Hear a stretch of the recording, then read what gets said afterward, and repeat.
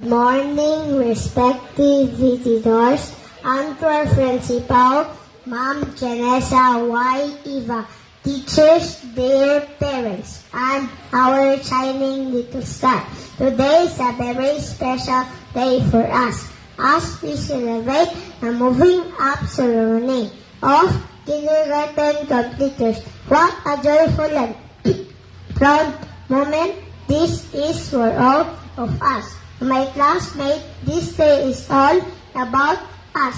From the very first day of school, when some of us walked in bravely and some helped type it to mom or dad, we have grown in so many amazing ways. We have learned letters, numbers, how to share with friends, how to sing songs, tell stories, paint beautiful pictures, and most importantly, how to be kind.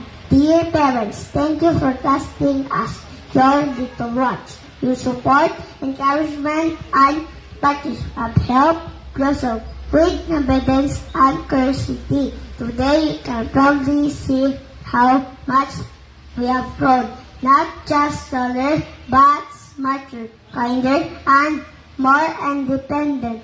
The great teachers, your patience, love, and creativity have built the foundation for us. You have guided us through our first school experiences and helped turn small steps into big achievements. And for us kindergarten graduates, as we move up to the next big adventure, remember to keep asking questions, keep smiling, keep dreaming, and keep believing yourself.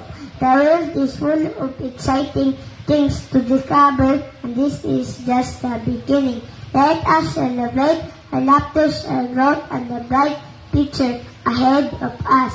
Congratulations, dear classmates. Thank you, and once again, good morning. Yeah! Taas kaayo, oy!